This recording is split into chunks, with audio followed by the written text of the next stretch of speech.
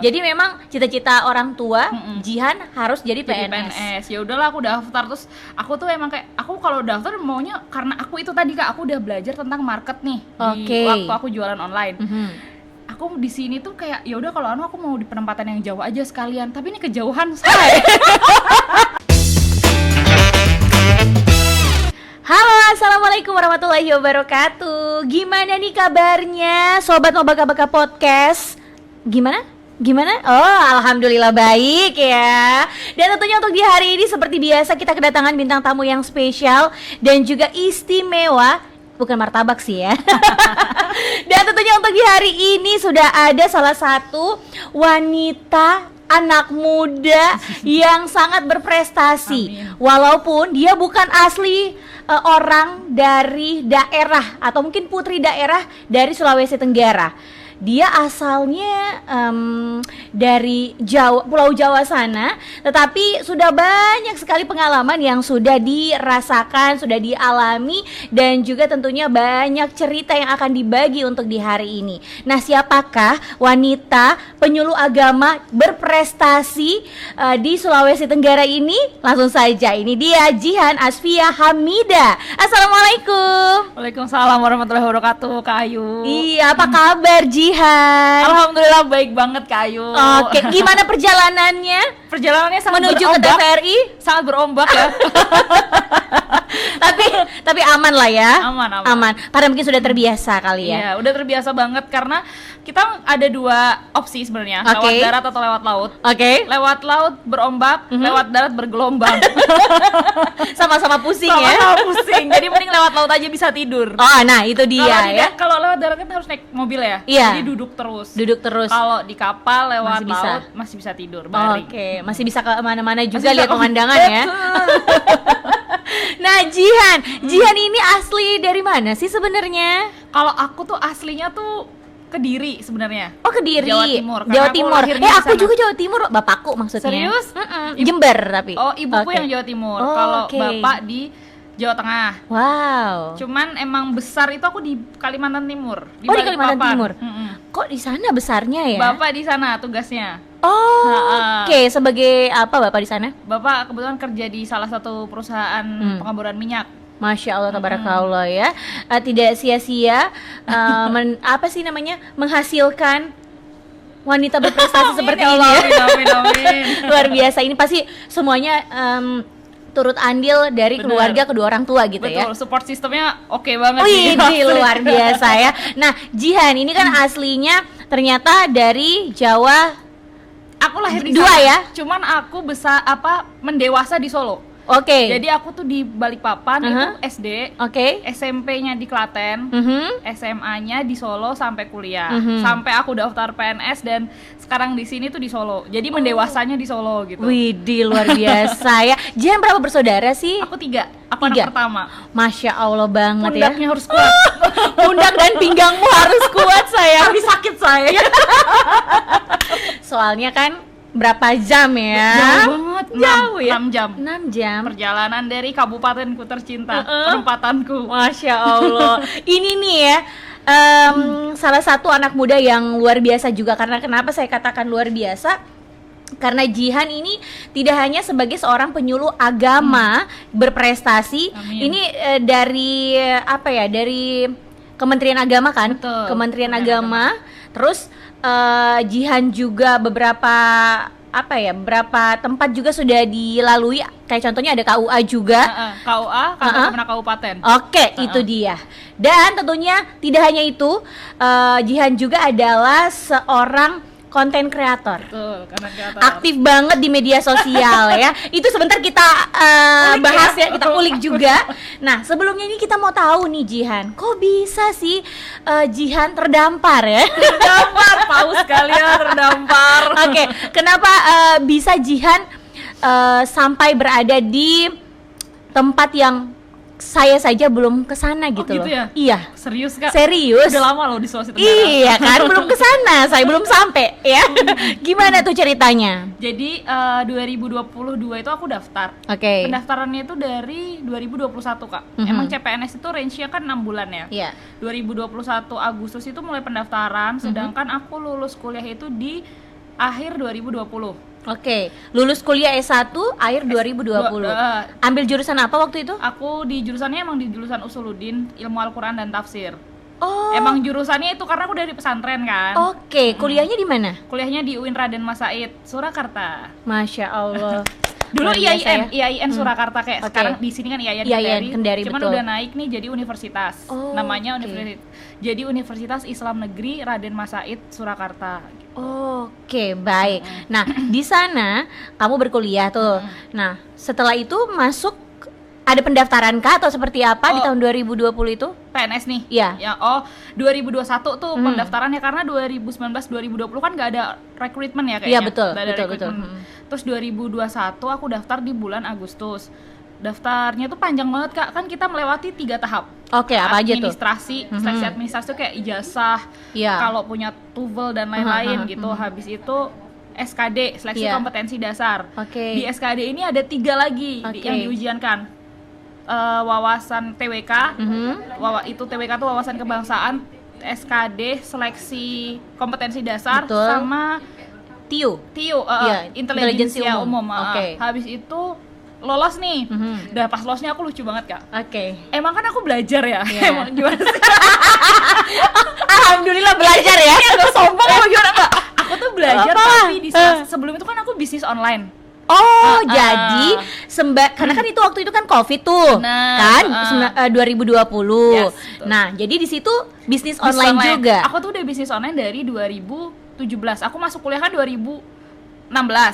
Lulus 2020. Betul. Di 2017 tuh aku udah bisnis online. Udah mulai jualan reselleran gitu. Dan di situ sudah aktif di media sosial. Udah aktif di media sosial, aktif. Jadi tuh 2017 aku berkesempatan dapat mahasiswa berprestasi untuk pertukaran pelajar gitu ke Singapura. Wow, luar biasa. Emang basicnya udah bagus lah ya. Terus 2017, terus 2000 pulang dari sana itu kan kebuka nih mindset kayak ternyata negara maju tuh kayak gini. Itu negara maju pertamaku yang aku kunjungin kan. Dan itu negara pertama juga yang udah kamu kunjungin gitu ya. Terus aku ngelihat potensi online nih besar. Karena di sana tuh kan namanya Youth Study Overseas. Emang kita tuh belajar tentang bagaimana perkembangan di sana gitu. Nah, dibawa pulang ke sini terus pulang dari Singapura ada sertifikat tuh. Sertifikat kayak kita udah melakukan studi di sana gitu kan. Aku daftar beasiswa. Beasiswa ke di kampus. Di kampus. Di kampus itu ada namanya beasiswa keilmuan dan keislaman. Itu dapat 5 juta per semester. Dan dapat. Masya Allah. Tapi aku nggak ngomong orang tuaku. Kenapa? Supaya kamu dapat uang jajan, supaya double income. Bagus juga sih.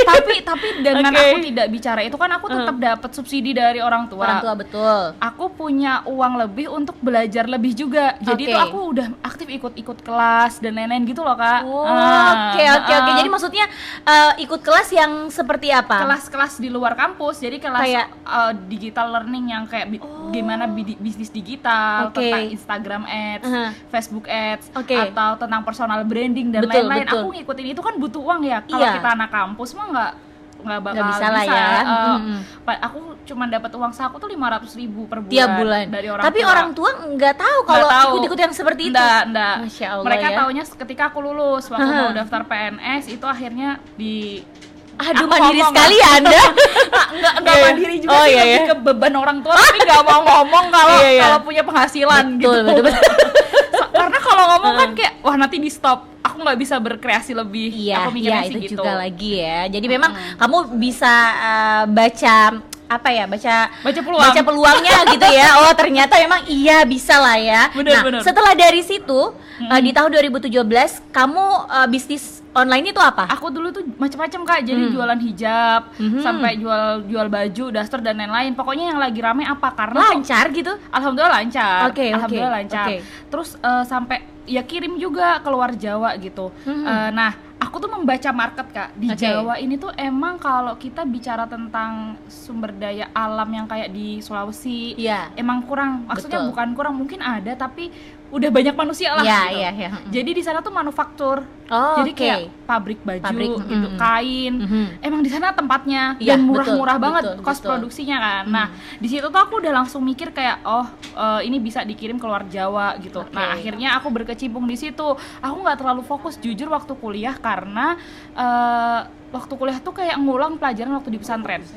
Kan aku masuknya jurusannya ilmu Al-Quran dan tafsir, dan di pesantren itu tuh kayak bahasa Arab itu tuh udah sebagai makanan sehari-hari gitu udah kan. Karena memang udah dapat dari SMA kan? Udah dapat dari SMA, jadi kayak ngulang, aku nggak terlalu berat di situ. Bahkan aku nyelesain skripsiku tuh sebenarnya cepet, hanya karena aku fokus di usaha, jadi aku terbagi lah ya. Jadi daftarnya telat gitu. Udah kan, habis itu 2018 aku ikut lagi kayak samalah pertukaran pelajar gitu juga, tapi lebih ke sekarang belajar budaya. Kalau kemarin kalau yang di Singapura itu kan modernitasnya ya, belajar budaya di Malaysia sama di Thailand gitu. Itu 2018. Berjalan lah, intinya udah lulus kuliah, akhirnya sama orang tua kayak gimana sih Kak, baby boomers kan pasti nyuruhnya kayak PNS itu simbol kesuksesan ya sih. Betul sekali, tidak hanya ternyata orang di sana juga berpikirnya seperti itu juga ya. Mungkin nggak semua, tapi di rata-rata. Aku baru aja nge-up konten ya di TikTok tentang kenapa anggapan sukses itu harus jadi PNS, karena memang di umur orang tua kita, kayak orang tuaku kan umur 50 lebih lah, bapak itu udah 60 mungkin ya, aku lupa, ibu 50-an, dan itu tuh memang seumuran beliau itu ketika dia umur 20-an, intinya udah lulus kuliah, itu tuh emang yang lagi booming itu kalau kita jadi YouTuber, mereka tuh jadi PNS seumurannya, ya kan? Karena kan biasanya mereka tuh habis lulus sekolah SMA saja itu langsung jadi PNS, langsung kayak pokoknya PNS. Jadi PNS lah ya, atau jadi guru lah, intinya PNS lah ya, begitu. Zaman Pak Harto kan apa ya, KKN ya dulu ya? Iya, KKN, betul. Nah, zaman itu. Jadi kebawa mindsetnya sampai di anak-anaknya yang sekarang, kalau anaknya nggak jadi PNS berarti orang tuanya belum sukses. Betul. Dan itu ternyata di kabupatenku yang sekarang penempatan aku kerja, di sini, di Kendari, di sana sama. Waktu aku pelajarin riset dan lain-lain, emang karena orang tuanya pada zaman itu yang lagi booming PNS. Kalau zaman kita mah konten kreator, YouTuber gitu-gitu kan. Sudah banyak pekerjaan lah ya. Bener. Nah, dulu PNS memang yang nomor satu gitu ya. Jadi memang cita-cita orang tua Jihan harus jadi PNS. Ya udahlah, aku daftar, terus aku tuh emang kayak aku kalau daftar maunya karena aku itu tadi Kak, aku udah belajar tentang market nih di waktu aku jualan online. Aku di sini tuh kayak ya udah kalau aku mau di penempatan yang jauh aja sekalian, tapi ini kejauhan say. Ternyata perkataan adalah doa ya. Dan dikasih jauh lagi. Jauh banget. Ya, tapi alhamdulillah bersyukur di situ ketemu suami kan. Ini Allah. Ini suami gue nih. Nah, Jihan, ini kan yang kita bikin penasarannya itu kamu di umur masih muda begitu kan? 27. Baru pertama kali ngikut tes PNS. Langsung lolos. CPNS kan? Langsung lolos. Itu seperti apa? Tapi ada cerita gagalku loh Kak. Gitu ya? Aku waktu habis dari SMA, kan di pondok pesantren ini kan aku SMA-nya tuh SMA negeri. Habis itu kalau di pesantren itu ada program namanya takhasus, program khusus. Nah, itu tuh 4 tahun, Kak. Jadi gampangannya gini, yang 1 tahun itu percepatan kita untuk paham bahasa Arab, bahasa Inggris sebagai bahasa amiyah, bahasa harian. Terus yang 3 tahun itu baru kita sekolah formalnya. Gampangannya gitulah. Nah, aku itu telat. Jadi SMA aku tuh 4 tahun dan harus ada pengabdian. Jadi aku telat 2 tahun dari teman-teman seumuranku. Nah, di situ tuh aku langsung mikir, aku nggak mau jadi orang biasa kayak teman-temanku misalnya kuliah dari pesantren masuknya di UIN, gitu. Aku nggak mau, aku maunya di UGM, aku maunya di, wah aku getol banget Kak. Aku tuh sampai ada goalsnya banget ya kamu ya. Aku ngomong ke orang tua aku, pokoknya aku harus masuk UGM, aku mau les nih di dulu tuh ada yang booming, GO, Ganesha, tau nggak? Kayak sekelas Primagama gitu. Namanya GO. Aku les di situ untuk masuk UGM. Itu tuh ternyata Kak yang aku pelajarin tuh TIU. UTBK gitu-gitu loh Kak. Oke. TKD gitu-gitu. Iya. Nah, itulah yang aku pelajari 4 tahun sebelum aku daftar PNS. Aku sudah mempelajari dan mempersiapkan diri untuk masuk UGM. Oh, ini untuk mempersiapkan ke universitasnya ya. Oke, baik. Tapi nggak lolos. Nah, di situ itu. aku terpukul banget. Aduh, aku bego banget. Kenapa aku nggak bisa? Padahal kan aku anaknya si ambis ya. Iya. Ambis ya. Maksudnya ambis di bukan perjalanan maksudnya di tujuanku. karirnya, tujuannya kamu gitu ya. Gitu. Oke. Ya udahlah, akhirnya aku menerima dan aku sekolah di UIN, di IAIN dulu waktu aku masih kuliah.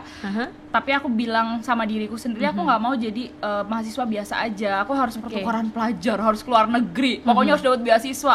Alhamdulillah dapat. Setelah itu lulus, daftar PNS, alhamdulillah lolos. Karena yang aku pelajari itu sudah aku siapkan 4 tahun yang lalu. Iya, benar. Dan itu maksudnya sebenarnya untuk masuk di universitas, tapi ternyata itu terbawa dan terpakai pada saat kamu daftar CPNS. Tapi waktu daftar CPNS itu memang sebelumnya belajar juga nggak? Pasti belajar. Jadi itu yang aku cerita tadi, aku jualan online. Itu kan aku ke pasar nih, nganter barang. Itu tuh aku kan pakai motor ya, aku masih pakai motor. Itu aku dengerin pakai headset di bimbel di YouTube.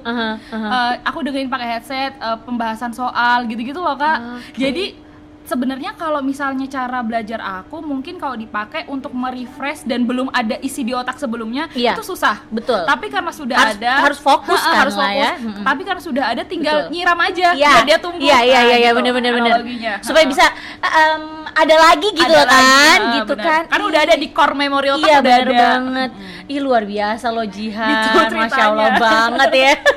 Dan itu katanya maksudnya pada saat kan banyak tuh ya yang mendaftar CPNS itu agak sulit. Baru kamu kan di kementerian. Iya benar. Kan pusat kan vertikal agak sulit begitu. Bukan agak sih, sulit banget. Sulit sekali ya. Parah Kak. Saingannya sebanyak itu. Berapa banyak waktu itu? Waktu itu di formasi aku aja tuh 200 ribuan Kak. 200 ribuan. Nah, jadi dari SKD ke SKB itu kan cuma 3 kali formasi. Formasiku itu cuma 10 orang. Oke. Yang diterima? Yang diterima cuma 10 orang. Dari 200 ribu yang daftar. Oke. Jadi kita dari SKD ke SKB itu cuma ada 30 orang yang bersaing. Untuk mencapai 10 orang yang lolos gitu. Ya Allah Kak, susah banget. Itu aku inget banget. Aduh, aku malu nih. Aku tuh dites sama rektornya IAIN Kendari. Pak Profesor Insawan Hussein. Oke.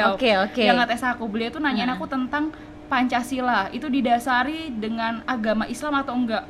Aku dengan pedenya jawab, enggak lah Pak, gitu-gitu. Intinya kita berdebat di situ. Terus saya nggak tahu kan beliau ini siapa gitu. Pas saya tiba di sini Kak, Masya Allah Pak Rektor, minta maaf ini Pak, minta maaf. Malu banget Kak. Jadi nah, dan beberapa kali event karena satu naungan kan di Kementerian Agama. Itu kita sering ketemu terus Jihan ya, yang waktu ini ya, langsung dihafal ya. Kak, aku malu banget. Luar biasa loh Jihan, Pak Rektor lo ini.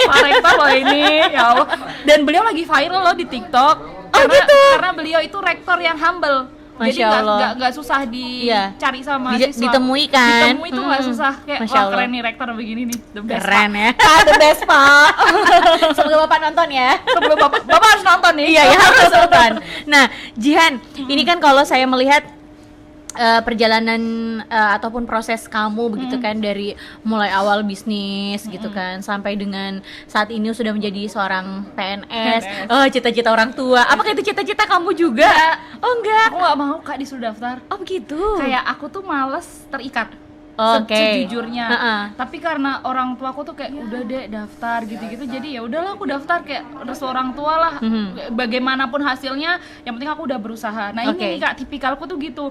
Sampai teman-temanku di kantor itu tuh kayak, Mbak jangan mau deh kalau disuruh ini sama pimpinan. Kan kadang pimpinan nyuruh ini gitu kan. Ya mungkin tidak sesuai dengan tupoksi kamu kali ya. Benar. Terus ya tapi disuruh, aku lakuin aja dulu yang terbaik deh. Perihal dapat apa enggaknya, yang penting udah berusaha. Nah itu kadang tuh aku capek sendiri. Untungnya nggak tipes ya. Atau mungkin kamu orangnya sulit untuk menolak. bilang tidak kan? Iya, ajarin dong. Tapi tidak, ini kan baru 2 tahun. Baru 2 tahun. Tenang. Baru awal banget ya. Iya kan. Kalau bayi masih baru belajar merangkak lah. Bener. Kalau udah di atas 5 tahun gitu kan, ya. udah mulai lah ya. Oh, nggak bisa. Mohon maaf Pak, salah mau. Nah, Jihan, ini kan kalau juga perjalanannya kamu pasti panjang sekali kan. Ada suka dukanya juga pasti otomatis.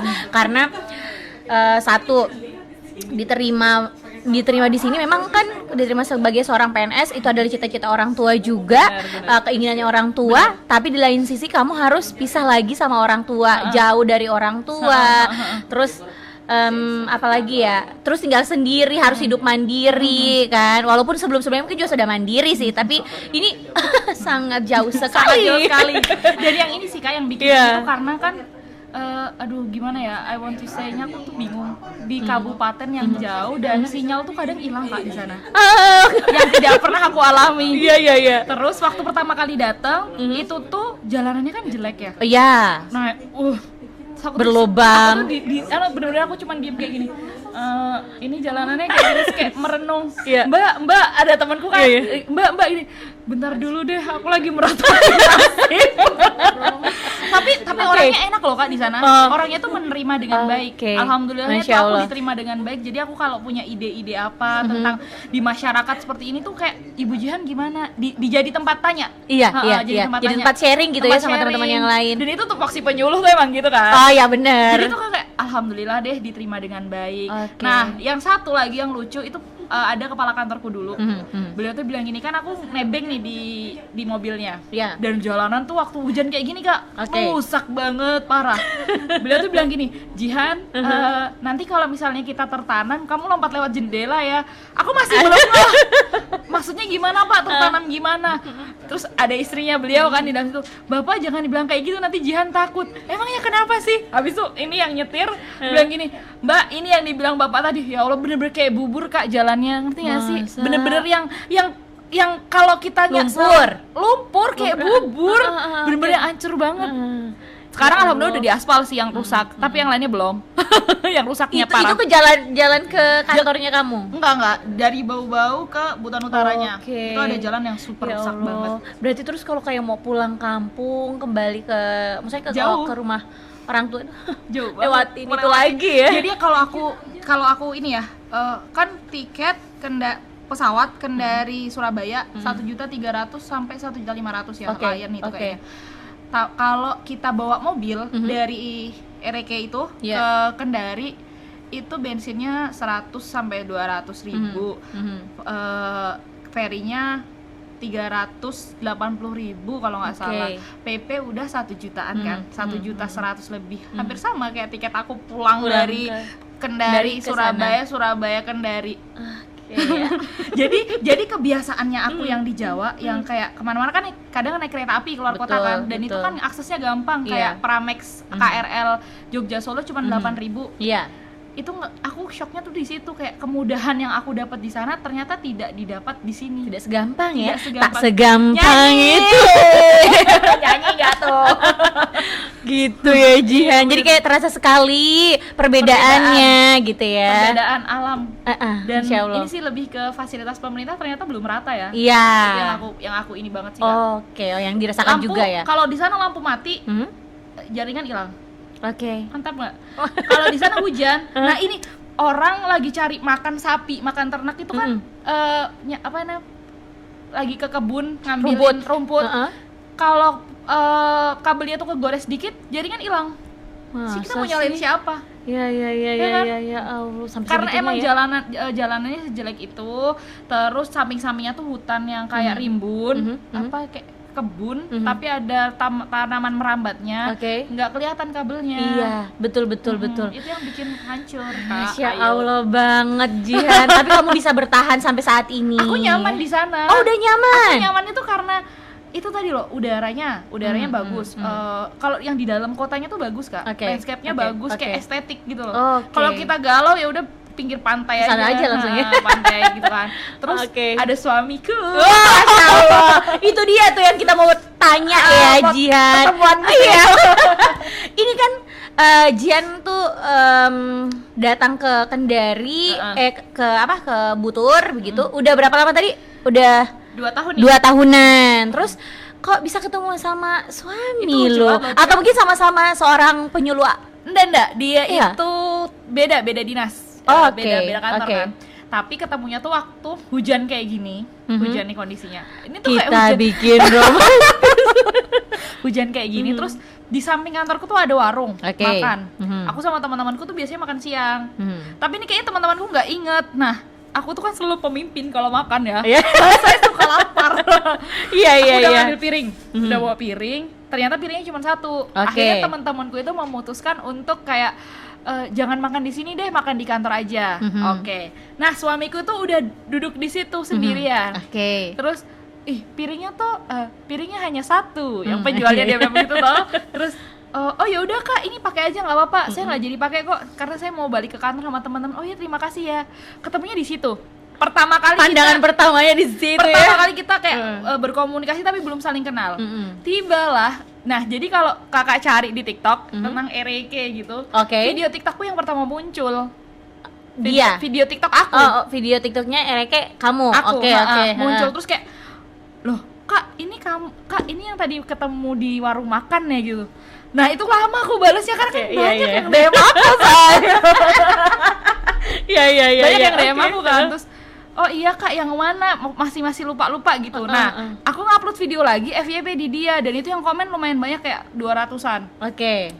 Emang pada saat itu aku udah disuruh nikah sama orang tua, cuman aku belum punya calon kan. Kayak ya udah aku berdoa aja. Nah, setiap aku mau bales chat, itu Kak, aku tuh kayak Bismillahirrahmanirrahim.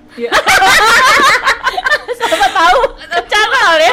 Kayak jangan sampai aku salah bales chat terus orangnya baper atau gimana gitu. Bener. Aku kan nggak mau menyakiti ya. Masya Allah. Terus akhirnya aku bales lah komenannya suamiku ini. Dan satu-satunya aku bales di videoku yang itu. Dia doang. Iya Kak, pokoknya ngobrol. Orang di sini juga enggak Kak, aku juga merantau, aku kerja. Oh iya sama, nyambung kan. Terus kita ketemulah.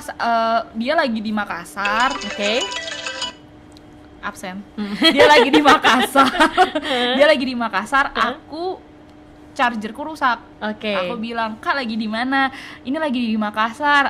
Nanti kayaknya pulangnya semingguan lagi. Oh iya, kalau bisa Kak, saya mau titip charger gitu. Pulang ke Ereke enggak gitu. Oh iya, ya udah. Nah, di sana tuh enaknya gitu loh Kak. Karena kan kita di pulau. Jadi kalau ada yang keluar, kita tuh nitip gitu. Jadi itu bukan caper, itu tuh adalah hal yang wajar. Hal yang wajar. Jadi kalau ada teman yang dinas luar atau apa gitu, Kak mau dinas kemana? Ke Makassar, mau dinas ke Kendari, titip ini dong. Karena di sana nggak ada. Dan walaupun tempat kantornya itu beda, orangnya beda. Bukan di Kementerian Agama. Kita tuh punya grup anak rantau squad. Jadi perantau tuh ada di situ. Jadi kayak siapa yang lagi di Kendari, gimana kondisi ombak, gimana kondisi jalan gitu, kita saling tanya di situ. Jadi emang bener-bener ada tempat untuk silaturahmi gitu loh Kak. Akhirnya dia beliin aku cas waktu puasa. Terus aku tuh kan masih kagok penggunaan kita sudah makan. Oh kita berdua. Aku sih kan puasa, bukan kita itu kamu. Gitu. Oh belum gimana? Kita buka puasa ya udah buka puasa ngobrol kok nyambung, tek itu nggak lama Kak. Aku berkenalan dengan dia yang intens membahas tentang itu tuh cuma 28 hari. Dan dia langsung bilang gini, saya ini niat mau menikah. Terus aku masih shock.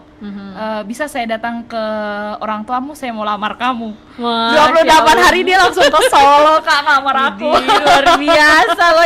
Jadi langsung nikah. 3 bulan setelahnya nikah. Masya Allah banget. Jadi secepat itu emang. Aduh. Itu lagi kalau namanya jodoh kan ya. Jodoh dan rezeki itu nggak ada yang tahu. Yang penting kita usaha aja gitu. Akhirnya menikahlah sama dia. Dia orang bau-bau. Buton, orang Buton. Buton Indo. Jadi memang ketemunya di Butur ya. Ketemunya di Buton Utara. Dan itu kalau saya tadi katanya ada perkumpulan anak rantau ya. Squad. Iya, rantau squad gitu ya. Itu semuanya memang ada di Butur gitu kan? Iya, ada mereka yang dari luar yang di Butur gitu. Macam-macam lah dari mana aja. Baik, luar biasa loh ya. Tapi Jihan, yang kalau kita kembali di awal tadi bahwa kan Jihan adalah seorang penyuluh agama. Nah, ini penyuluh agama sebenarnya apa yang diberikan ke masyarakatnya seperti Oh itu, iya, Jihan? kalau tupoksinya kita fungsinya tuh 4 Kak, komunikatif, edukatif, informatif, advokatif, sama administratif. Administratif tuh ya sebenarnya kalau misalnya ada yang datang ke kita konsultasi, nah kita tulis gitu-gitu lah, administratif. Nah edukatifnya itu sebenarnya aku ngerasanya tuh kayak kita sebagai pendakwah gitu, cuman dibalutnya macem-macem Kak. Kayak kita ada pemberdayaan ekonomi umat, penurunan stunting, metode penyuluhan baru dan lain sebagainya gitu. Jadi lebih ke mengedukasi di masyarakat, pengedukasi di masyarakat. Makanya penyuluh, mesuluh, memberi cahaya gitu kan di masyarakat. Jadi supaya kan di sana tuh kadang ada konflik yang cerai terus buku nikahnya ditahan sama suaminya, aku harus kemana? Nah kita tuh yang ngarahin, oh yaudah nanti saya ini aja, kita mediasi dulu, panggil kerjasama lintas sektoral sama bimasnya Polres, ini gimana nih mau ambil tindakan apa, karena buku nikahnya ditahan suaminya, dia nggak bisa ngambil, harus pihak kepolisian gitu.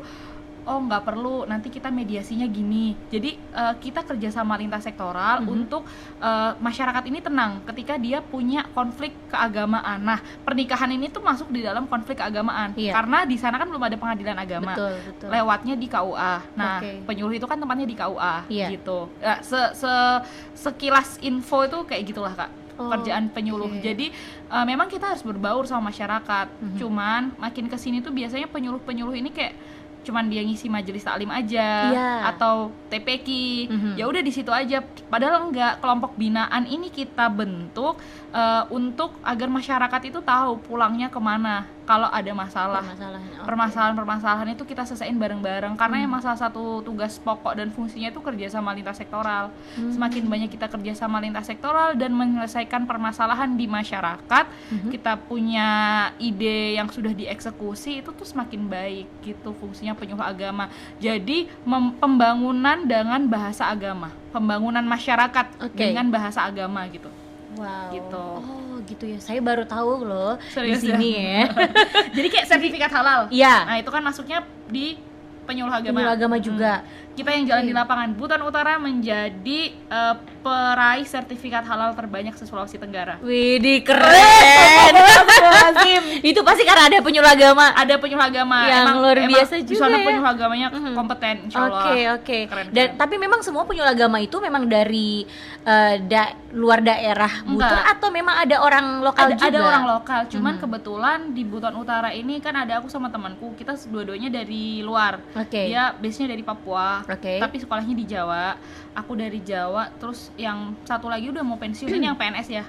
Udah mau pensiun, itu orang asli di Buton Utara. Cuman di deket sini, di Labuan, deket pelabuhan Amolengo itu loh, penyeberangan feri. Terus yang lainnya tuh penyuluh non PNS. Nah baru-baru ini ada yang sudah terangkat jadi P3K. Jadi penyuluh non PNS yang terangkat jadi P3K. Nah mereka itu orang-orang asli dari Buton Utara. Maksudnya udah bermukim, saya nggak tahu ya mereka asli di situ, udah bermukim lama di situ gitu.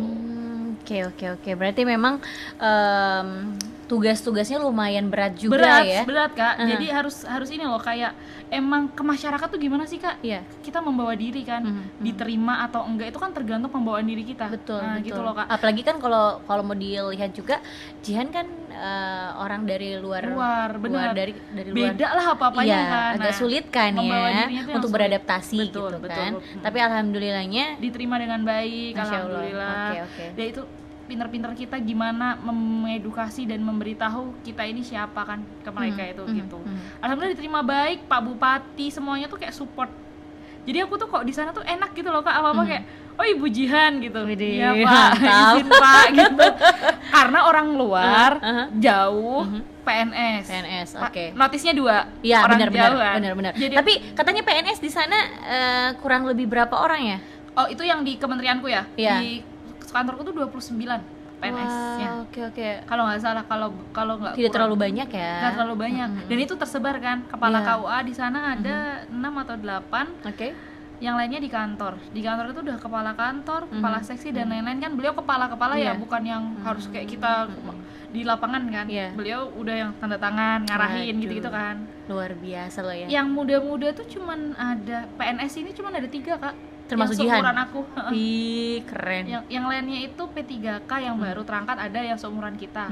Dan teman-teman yang lain yang PPNPN yang kontrak itu kan PPNPN gitu. Oke, Masya Allah, beruntunglah kamu Jihan ya. Nah, Jihan ini kan kalau saya lihat memang banyak program-program kerja dari petugas penyuluh agama yang ada di Butur. Nah, tentunya ini kita juga pengen tahu gitu ya, programnya seperti apa. Terus kembali lagi yang sampai katanya ada yang diperlombakan, itu memang program dari nasional atau seperti apa gitu? Yang diperlombakan yang baru-baru ini, ya, itu tuh emang dari nasional. Jadi setiap tahun itu ada penghargaan untuk penyuluh agama, namanya Penyuluh Agama Award. Oke, jadi diberikan apresiasi. Ada apresiasi dari instansi pembina kami, kan namanya Subdit Penyuluh Agama Islam. Itu bernaung di Direktorat Penerangan Agama Islam, di satu badan sama Direktorat Jenderal Bimbingan Masyarakat Islam di Jakarta. Turun di Kanwil, kantor wilayah di eselon 2-nya, turun di kami ini ada namanya kepala tim. Kepala tim itu di Kanwil tempatnya beliau. Nah, beliau itu yang nge-arrange kita, yang memanage kita lah, maksudnya kalau ada apa-apa. Nah, Penyuluh Agama Award itu ada 8 kategori.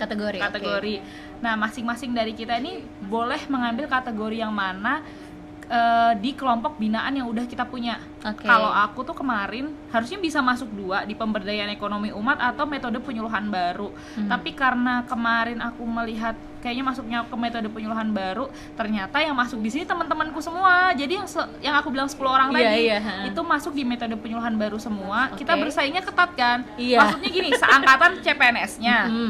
Umurannya sama, otomatis keilmuannya nggak beda jauh lah, gitu kan. Itu kita masuknya di sini semua. Tapi maksudnya ini program nasional, di tingkat provinsi. Diturunin dulu di tingkat kabupaten dulu. Diambil juara 1, naik di tingkat provinsi, Nah, di tingkat provinsinya ini kayaknya per kategori juga 1, baru di nasional. Di nasional ini kan kita ada sekarang 33 atau 35 provinsi sih. Nah, itu tuh cuman ada 10 nominator untuk masuk di satu kategori. Jadi misal di aku metode penyuluhan baru ada 10 nominator yang masuk ini tuh bukan per provinsi satu, tapi dari Kalimantan 1, Kalimantan Timur, Sulawesi Tenggara, Sumatera Barat, Jawa, ini tuh ada 10. Jadi bukan satu provinsi satu. Nah, jadi 10 orang 10 ya, orang satu aja. Bukan. 10. Satu kategori 10 orang. 10 orang. Dari berbagai macam provinsi yang dia kompeten emang bisa dilombakan. Nah, itu nanti diambil satu orang yang terbaik gitu. Dan Jihan masuk di kategori metode penyuluhan baru. Nah, penyuluhan baru itu seperti apa sih sebenarnya programnya? Aku bikin komunitas. Base-nya komunitas yang di situ tuh kita belajar tentang digital marketing, tentang berpenghasilan dari sosial media. Tapi sebelum mendapatkan itu semua, kita belajar agama dulu. Kita ngaji dulu.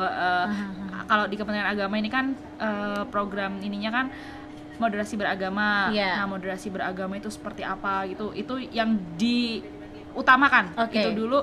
Setelah keagamaannya selesai, baru kita belajar tentang sosial media. Nah, jadi orang-orang tertarik untuk ikut. Bener, apalagi sekarang sosial media memang lagi booming-boomingnya ya.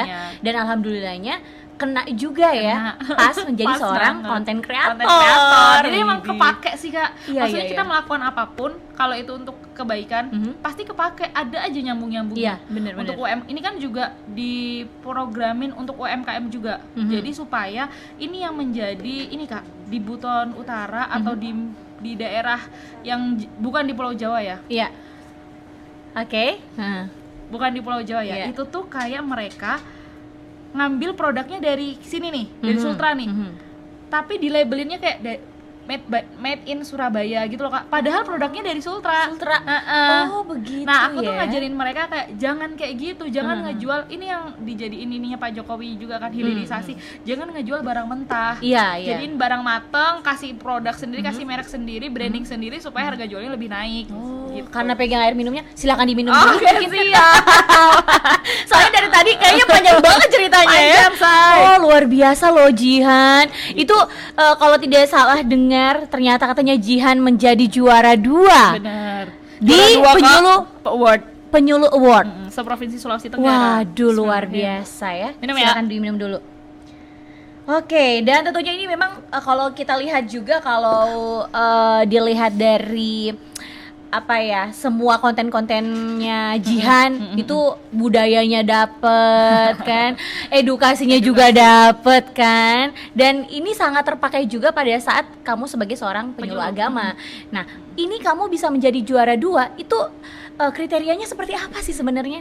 Itu tuh banyak banget penilaiannya, Kak. Jadi dinilai dari karya tulis ilmiah, portofolio, karena kita bikin video yang di dalamnya tuh kayak kegiatan kita di sana itu bagaimana, memperkenalkan kegiatan apa atau aksi apa yang udah kita bikin untuk daerah tersebut, untuk masyarakat tersebut gitu. Terus habis itu gongnya waktu presentasi. Waktu presentasi tuh bener-bener kayak jurinya gini, ya ampun kenapa kalian di satu kategori, coba kalian tuh mencar ya supaya dapat semua. Nah gitu. Itu dia ya, karena kesalahan kami juga, kita nggak calling satu sama lain. Kalian kan baru pertama kali ikut. Iya, kan? Baru pertama kali ikut aku. Belum ada pengalaman lah ya. Belum ada pengalaman, itu nggak apa-apa. Nanti tahun depan ikut lagi. Tapi Kak, sebelum ini aku pernah dapat juga ke Abu Dhabi dari. Nah itu dia, karena saya lihat kontennya kamu beberapa di konten Instagram ataupun TikTok itu saya lihat kamu juga ada beberapa negara ya, perjalanan dinas atau perjalanan itu apa itu ya? Perjalanan dinas. Jadi itu kita tuh nggak dibiayain. Kalau perjalanan dinas itu kan ditanggung negara Indonesia nih. Gitu kan. Kalau itu tuh program kerjasama bilateral antara Kementerian Agama dengan Auqaf Abu Dhabi. Jadi kita tuh emang kayak pelatihan dai dan daiyah gitu konsepnya. Pelatihan dai dan daiyah. Tapi konsepnya dan itu tuh bukan hanya penyuluhnya tuh kayak cuma 3 orang kemarin. Ada 20 yang diberangkatkan. Tapi itu perwakilan seluruh Indonesia. Tes, Kak. Bener-bener kita dites lagi. Tesnya susah, Kak. Kita bikin CV bahasa Arab. Terus ngasih TOEFL bukan TOEFL tapi TOEFL untuk bahasa Arab. TOEFL-nya itu untuk bahasa Arab. Untuk bahasa Arab. Masya Allah, jadi, ada TOEFL-nya juga ya. Kayak itu standarnya berapa? 350, tapi aku kemarin 477. Masya Allah, tabarakallah. Karena kebiasaan dari kecil udah di pesantren ya. Aku SMA Kak di pesantren. Orang tua aku tuh biasa aja, bukan yang anak pondokan. Agamis banget. Enggak yang pondokan banget, cuman agamis mereka. Agamis, hanya tidak anak pondokan. Enggak, bapak ibuku lulusan SMA biasa aja. Cuman emang kita disekolahinnya di pesantren. Karena mungkin orang tua aku melihat, wah kehidupan ke depan semakin berat. Jadi anak saya harus di pesantren supaya pondasi agamanya luar biasa gitu ya. Supaya kuat lah ya menghadapi hidup ini gitu. Terus alhamdulillah lolos. Nah, waktu di Abu Dhabi itu tuh kita mempelajarinya tuh macam-macam, Kak. Karena di sana tuh kan negara moderat juga, moderasi beragamanya kan oke banget kan, Kak. Kita mempelajari itu supaya kita pulang ke masyarakat, kita ada yang kita bicarain. Betul. Ada yang bisa dibagi gitu kan. Betul. Oke, ada berapa hari waktu itu di Abu Dhabi? 2 mingguan lah. 2 mingguan. Apa yang maksudnya apa yang sudah kamu dapatkan dan bisa kamu bagi ke kita bikin buku masyarakat kemarin. Buku? Jejak moderasi beragama. Wow. Gitu. Kan emang karena Kementerian Agama lagi ini menggaungkan moderasi beragama, dan itu emang hal yang paling penting sih, Kak. Supaya menghormati semuanya. Jadi seantar agama tidak ada sikut-sikutan dan bertoleransi gitu kan satu sama lain. Nah, jadi kita mempelajari itu di sana. Nah, kalau di sini tuh kan masyarakatnya suku gitu ya, Kak. Suku. Kalau agama aku belum mendapati di tempatku karena lebih banyak Islam, mayoritas Islam. Betul. Tapi kalau kesukuan itu aku sudah mendapati beberapa. Nah, gitu. Jadi nilai-nilai moderasi beragama itu bisa dipakai juga untuk memoderasikan suku-suku. Betul. Luar biasa loh Jihan ini. Panjang ya, Kak, kita udah mau 2 jam loh. Iya benar, tidak terasa ya. Nah ini kan kalau kita lihat juga ya, kalau dari beberapa kegiatan-kegiatan yang sudah kamu lalui ini kan pasti otomatis tidak semulus wajahnya Luna Maya ya. Perjalanannya parah sih, parah kan. Pasti juga menghadapi beberapa persoalan-persoalan yang rumit begitu di tengah-tengah masyarakat. Benar. Nah, seperti apa sih sebenarnya persoalan yang rumit yang mungkin pernah kamu lalui seperti itu dan itu bisa terselesaikan dengan baik? Aku bahasa, Kak. Kadang tuh bahasa, kadang karena kalau di majelis taklim itu kan biasanya ibu-ibu. Nah, ini yang aku dapat data itu tuh majelis taklim itu it's not for everyone. Majelis taklim itu bukan untuk semuanya. Kenapa aku bikin komunitas untuk mengajarkan agama ini? Karena yang berangkat majelis taklim itu pasti range umurnya yang 40 ke atas, Kak. Betul. Nah, gitu. Nah, kadang di beberapa daerah ada di desa-desa tuh mereka yang bahasa Indonesia belum lancar. Iya. Jadi tuh kayak, ibu ini udah bisa. Terus ada yang, ibu Jihan minta maaf, ini nggak paham. Jadi harus pakai bahasa sana. Nah itu aku yang kesulitan di situ, Kak. Sulit banget sih. Sama di sana itu kan suka pesta ini ya. Apa? Molulo. Gitu-gitu. Nah itu tuh penyebab salah satunya banyak perceraian di sana cukup tinggi. Karena ini yang aku nggak tahu ya. Mungkin ada beberapa hal yang harus gandengan tangan. Kalau joget itu kan harus gandengan tangan. Mungkin itu kayak sengaja ternyata mantan pacar atau gimana. Mungkin ya, Kak. Jadi itu hal-hal yang kayak harus kita kasih tahu bahwa ini sesuatu yang kurang baik gitu loh. Baik. Tapi bukan itu kan budaya ya, Kak. Bukan anu ke situnya, hanya kayak kalau mau joget aja, tapi jangan kebawa nafsu, kebawa perasaan gitu. Kalau joget aja nggak apa-apa. Tapi kan kalau di sana kan ini kan masih kayak di pelosok desa gitu kan. Persoalan-persoalan kayak yang ada di penyuluh agama, maksudnya yang mungkin menjadi persoalan ke masyarakatnya, itu yang paling rentan apa ya? Ini yang kemarin habis aku hadapin ini tentang pemulasaraan jenazah. Jadi ada kan tata cara pemakaman jenazah itu ada. Perawatan jenazah itu ada kan. Nah itu tuh beda-beda, Kak. Di sana tuh kadang ada yang dikasih telur sininya. Menghadapnya kan harusnya ke kiblat. Nah itu enggak, gitu-gitu loh, Kak. Hal-hal yang dari orang tua yang zaman dulu yang tidak sesuai syariat. Nah itu yang agak susah untuk dihilangkan. Jadi itu memang yang maksudnya perannya kamu ada kamu memberikan edukasi seperti itu ya. Bener, itu peran yang aku juga kadang takut, Kak. Kalau udah bicara ke situ kayak ini nggak bener. Tapi nah aku ngumpulin caranya. Penyuluhku itu kan jadi penyuluh agama PNS itu sebagai koordinator penyuluh agama non PNS. Non PNS ini di setiap KUA ada 8 orang. 8 orang ini aku kumpulin. Kita belajar sama-sama. Jadi ketika ada permasalahan di masyarakat, ada yang berani speak up, ada backupnya. Di backup sama kepala kantor dengan perkumpulan kita. Namanya IPARI. IPARI itu apa sih sebenarnya? Ikatan Penyuluh Agama Republik Indonesia. Aku sendiri sebagai di pengurus pusat itu sebagai tim media. Kalau di pengurus daerah wajar ya. Kalau di pengurus daerah itu sebagai bendahara. Masya Allah, tabarakallah. Bendaharanya tuh kayak yang gak ada duitnya juga. Hanya megang aja ya. Gitu. Jadi aku ngumpulin teman-teman untuk belajar sama-sama sebelum kita ke masyarakat, supaya kalau ada masalah atau ada apa, itu kita enak discussnya. Masalahmu di mana? Masalahku di sini. Aku kemarin nyelesainnya ini kayak gini gitu loh, Kak. Ini. Luar biasa loh ya. Nah, ini kan kalau dari beberapa persoalan, permasalahan yang ada di tengah-tengah masyarakat, ini kan pasti otomatis pendekatannya Jihan ke masyarakat itu kan harus ekstra gitu ya. Banget. Mulai dari yang katanya tadi persoalan bahasa begitu agak sulit untuk menyesuaikan, tapi mungkin lama-kelamaan nanti bakal terbiasa juga gitu kan. Nah, pendekatan yang seperti apa sih sebenarnya yang Jihan berikan begitu kepada masyarakat Butur? Masyarakat Butur kalau pendekatannya tuh aku aktifkan di beberapa majelis taklim. Nah, di situ tuh kayak aku ajak cerita, ibu gimana, ada masalah apa, gitu-gitu loh, Kak. Jadi lebih kayak anggap aku anaknya. Kayak anak sama orang tua gitu ya. Karena aku nggak mungkin kayak menggurui atau di situ sebagai guru gitu kan. Aku susah ya, Kak, juga ya. Jadi aku nganggap, ibu saya minta maaf, saya ini bukan saya lebih pintar atau apa gitu. Tapi ini tugas saya, kalau ada yang nggak nyaman samain aja nggak apa-apa gitu. Atau kalau ada yang bingung atau apa, kita diskusi bareng-bareng. Aku selalu menerapkan itu karena aku takut banget, kayak sok pintar banget masih kecil juga. Aku takut, ya Allah, sumpah demi Allah aku takut banget. Tapi kalau sesama dengan penyuluh yang mungkin non PNS seperti itu, non ASN, jadi kayak kamu orang yang seperti apa sih sebenarnya? Kan kamu kan pasti koordinator kan? Karena PNS tuh. Jadi kamu tuh yang sosok koordinator yang seperti apa sih sebenarnya? Aku tuh suka ngajakin mereka juga, Kak. Aku tuh tipikalnya bukan yang kayak otoriter kayak kamu ini enggak, aku enggak bisa kayak gitu, kayak ngajakin mereka terus dengan gini, misalnya ada sesuatu hal yang harusnya dikerjain sama-sama, tapi Pak ini nanti saya selesaiin ya gitu. Jadi mereka merasa sendiri Kak, merasa kayak aduh kok gitu, enggak Bu, nanti saya aja yang nyelesain gitu loh. Jadi oh itu pancingan aja ya. saya nggak mau lah itu tupoksi Anda. tetap gitu Kak. Kalau pendekatan untuk teman-teman di kantor gitu.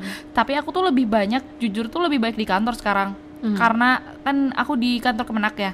Lebih banyak di kantornya itu karena kekurangan pegawai. Iya. Kembali ke situ lagi. Ke situ lagi. Jadi kebutuhan organisasi gitu. Cuman aku tetap penyuluhan. Jadi aku tuh dikasih keringanan sama kepala kantorku. Kalau penyuluhan tempatnya agak jauh, itu masuk kantornya setengah hari aja. Habis itu penyuluhan gitu.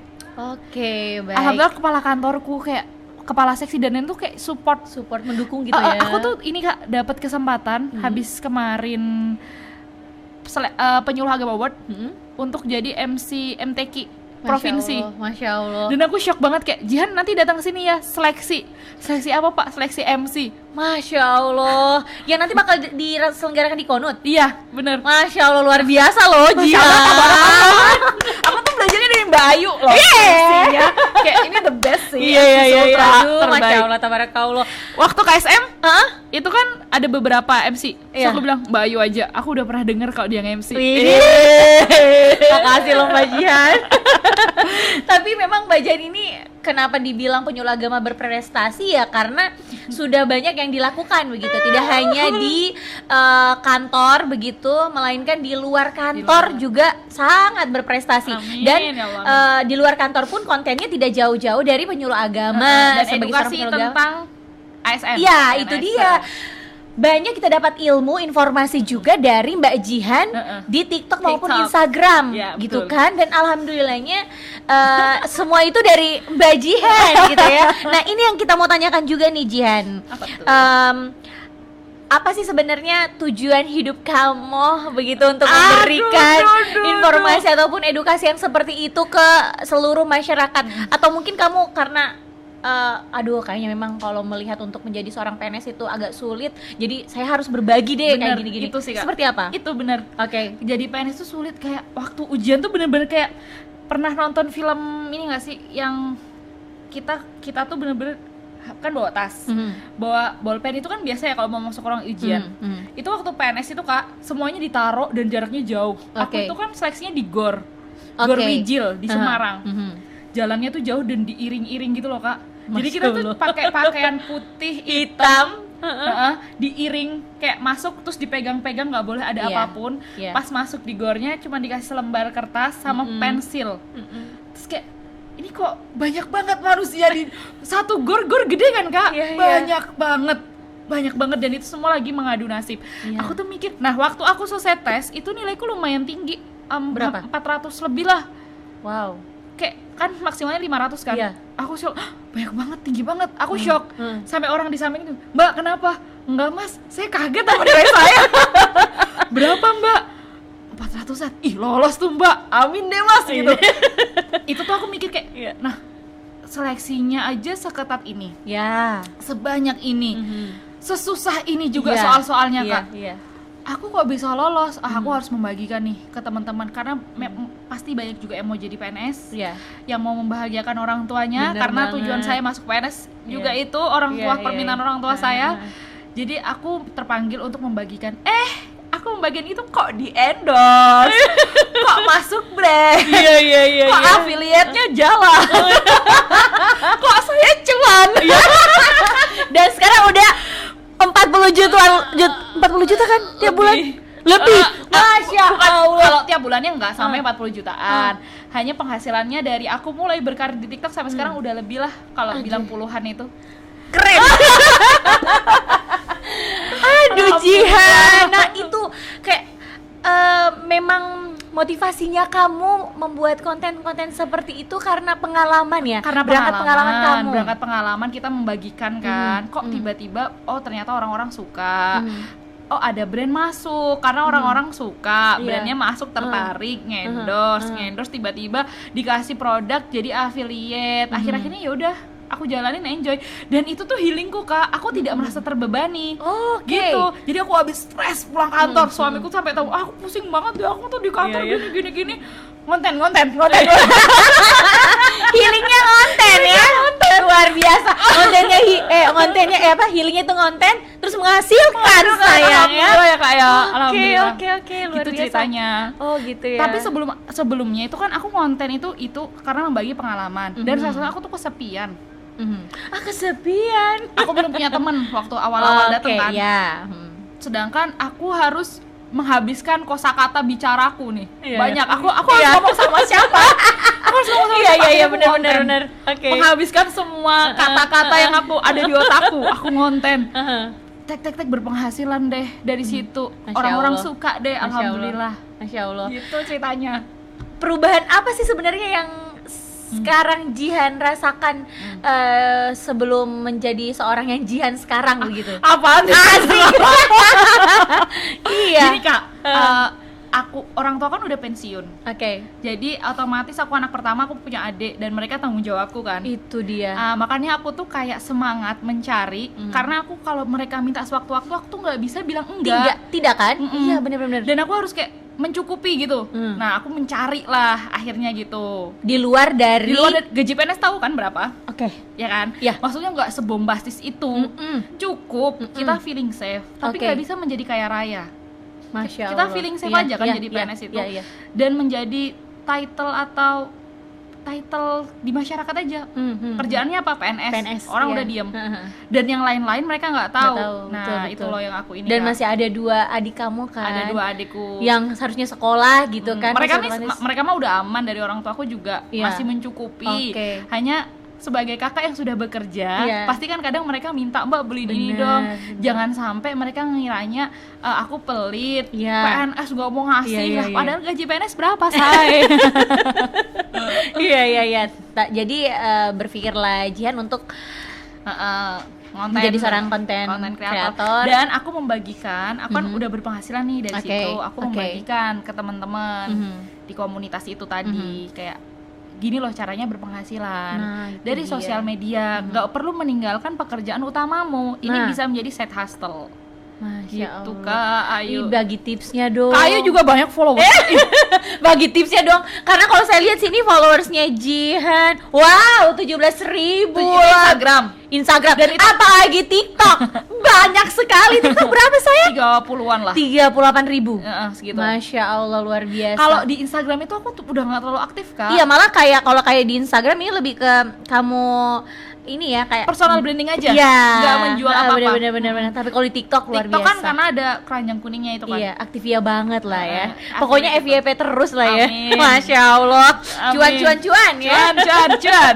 Nah, Jihan, ini semua yang udah kamu lakuin, yang udah kamu dapatkan juga tidak terlepas dari dukungan, doa dari kedua orang tua.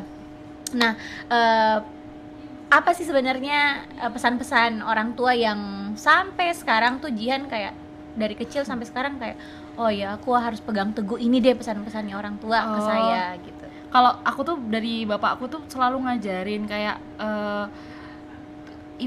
kerja itu tuh tujuannya tuh untuk ibadah. Jadi kalau kamu kerja untuk uang itu kamu nanti capek gitu. Kalau kamu kerjaannya untuk ibadah, nanti uangnya tuh dari mana-mana gitu. Aku sempat berpikir itu hari kan, aku telepon ke orang tuaku, Pak, aku pengen buka ini deh. Terus orang tuaku itu, bapakku tuh cuma bilang gini, tapi itu nggak boleh loh Dek kalau kayak gini. Itu harus ngasihnya, orang yang pakai jasamu tuh harus ngasihnya seikhlasnya loh gitu. Oh gitu ya Pak. Jadi ya udah seikhlasnya aja, nanti rezekimu dari yang arah lain itu. Orang bapakku tuh bener-bener yang slow itu Kak, slow living banget kayak. Yang penting hidupnya ada makanan cukup, ya udah dia nggak pusing. Dan mungkin bapakku tuh satu-satunya orang yang paling ikhlas di dunia. Seluruh gajinya itu dikasihkan ke ibuku. Itu yang bikinin surat kuasa aku buat ke kantornya. Bapakku tanda tangan, masuk ke rekening istri semua. Best kan? Keren banget bapak gua. Luar biasa loh bapaknya. Ada tidak bapak Jihan yang kedua ketiga? Keren banget. Dan ibuku tuh nggak boleh kerja sama bapak. Masya Allah. Bener-bener kayak udah di rumah ngurusin anak gitu. Nah, kalau berangkat dari ke Jihan bareng sama suami. Nah, suami kerja, Jihan juga kerja, gimana tuh? Kalau itu aku sama suamiku sebelum menikah kita udah ngobrol. Oke. Aku stres kalau aku nggak gerak, aku stres kalau aku nggak kerja, aku stres kalau nggak menghasilkan. Kamu mau nggak aku tetap kerja sampai kapanpun? Iya, nggak apa-apa, kita sama-sama kerja, kita tahu cukupnya kita di mana, tapi jangan terlalu ambis ngejar ini itu. Nah, suamiku tuh selalu ngomong gitu, tahu cukupmu di mana. Iya, aku tahu kok, aku cukup. Terus aku ngomong, aku butuh ini. Oh ya udah, kalau itu tercapai kamu sudah cukup, sudah berarti kamu tinggal menstabilkan itu, mempertahankan. Iya, gitu. Udah, aku sama suamiku tuh kayak gitu, Kak. Suamiku tuh bener-bener bestie, supporter dan donatur utamaku. Waduh. Kayak kemarin waktu ke Abu Dhabi itu kan harus pakai uang sendiri dulu kan? Iya, benar. Langsung dia gini, ya udah pakai aja nggak apa-apa. Masya Allah. Kita punya tabungan bersama, udah pakai aja nggak apa-apa. Pakai dulu. Waduh. Makanya aku bilang dia tuh donatur utamaku dalam hidupku. Setelah dulu aku didonatur orang tua, sekarang didonatur oleh suamiku. Aduh, suami tercinta. Mana suaminya? Nggak tahu nih sudah datang kah? Iya. Dia di mana. Aduh, luar biasa ya Jihan. Nah, Jihan ini kan orang tua yang tadi kamu lumayan, maksudnya dekat sekali begitu sama orang tua. Terus pesan-pesan orang tua juga sampai saat ini dipegang teguh gitu ya sama Jihan sampai sesukses ini. Kak, tapi aku sama ibuku tuh aku sering berbeda pendapat. Oh gitu ya. Oh, bahkan jadi sama ibu berbeda pendapat, tapi kalau sama bapak enggak. Jadi gini. Gimana? Aku itu tipikal yang kalau aku punya kemauan, dengerin dulu gitu. Jadi misalnya ibu tuh udah ngasih tahu, kamu harusnya ngelakuin A. Bu, aku tuh maunya B, aku ngomel dulu Kak, sampai pokoknya aku maunya B karena B itu gini. Tapi akhir-akhirnya aku ngelakuin A. Apa yang mereka mau, beliau mau, aku lakuin. Emang anak begitu ya. Cuman dengerin aku dulu. Kalau emang udah nggak bisa didengerin, udah nggak bisa ini, udah nggak bisa, udah nggak boleh nih apa yang aku mau, ya udahlah, aku baru gitu. Aku tuh pernah punya someone, nggak boleh sama orang tua, ya udah gitu. Kamu pernah gitu ya? Ya udah nggak apa-apa, akhirnya dapat yang lebih baik. Masya Allah, tabarakallah. Itu dia. Memang ya, setiap perkataan orang tua itu pasti tidak ada yang tidak baik. Pasti baik untuk anaknya sendiri gitu kan. Luar biasa loh. Nah, Jihan, ini kan Jihan dekat banget sama orang tua. Terus tiba-tiba Jihan kerja, terus harus hidup mandiri, berumah tangga juga, jauh dari orang tua gitu kan. Nah, gimana sih perasaannya Jihan selama ini jauh gitu dari kedua orang tua? Aku tuh gak apa-apa Kak, kayak kan sekarang udah video call. Terus aku pulang itu ya alhamdulillah aku terbantu dengan penghasilan yang lain. Aku pulang tuh bisa beberapa kali dalam setahun. Jadi kalau pas ada cuti panjang, ya udah aku gabungin. Cuti kan 12 hari kerja. Nah, kalau pas ada cuti panjang itu jadi satu tahun tuh bisa pulang beberapa kali. Gitu. Mungkin kalau ada dinasan ke Jakarta, pas Sabtu Minggunya pulang gitu. Oke. Tapi apa sih yang bikin sedih Jihan gitu kalau lagi jauh sama orang tua gitu ya? Nggak ada Kak. Aku nggak ada ya? Nggak jadi nangis kalau begitu? Nggak ini Kak. Kalau sama orang tua tuh kayak paling video call. Dulu sebelum nikah bapakku tuh selalu telepon habis maghrib. Dia selalu telepon, udah makan belum, nanyain gitu-gitu. Udah aman. Nah, kalau sekarang mah kalau kadang ikut kegiatan itu baru aku telepon, Pak, karena udah ada suami juga ya, ada tempat cerita. Betul. Kalau mau ada kegiatan, Pak, doain ya, aku mau ikut ini, Bu, doain ya, mau ikut ini. Udah, gitu. Selalu minta doa restu. Tapi kalau kehidupan sehari-hari ya udah, biasa aja. Orang bapak ibuku tuh terbiasa LDR dan aku sudah terbiasa dengan itu. Kan bapak di laut.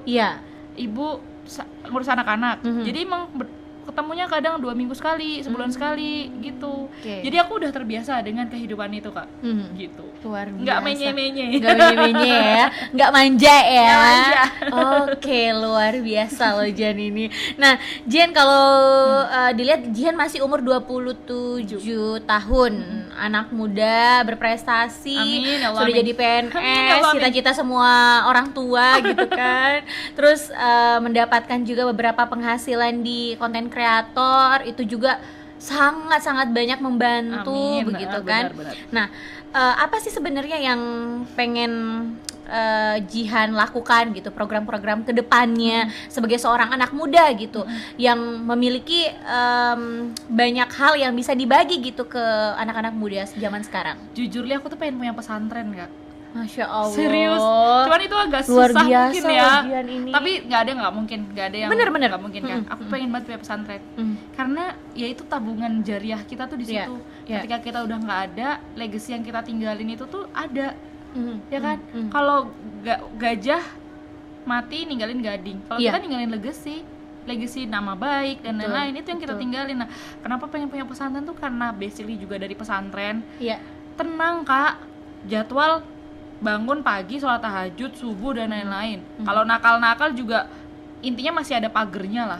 Nah, itu yang aku pengen banget, tapi semoga Allah mudahkan ya. Amin. Apalagi kamu seorang konten kreator, siapa tahu hasil dari situ bisa kamu buat. Amin ya Allah, amin. Amin ya. Amin. Mudah-mudahan semoga apa niat baik kamu gitu ya bisa tercapai, bisa terlaksana dengan baik, karena itu juga banyak memberikan manfaat yang luar biasa gitu ya untuk anak-anak muda, seluruh masyarakat gitu lah ya. Betul, amin ya Allah, amin. Nah, Jihan terakhir nih, Jihan apa yang pengen Jihan sampaikan sebagai seorang penyuluh agama yang berprestasi? Untuk seluruh penyuluh agama yang ada di Sulawesi Tenggara juga bisa seperti Jihan lah ya. Di seluruh Indonesia. Seluruh Indonesia. Saya masih nothing juga Kak. Oke, silakan. Kalau pesan-pesan buat teman-teman penyuluh agama, mari kita sama-sama membranding penyuluh agama ini adalah profesi yang mentereng, bukan profesi yang remeh-temeh gitu.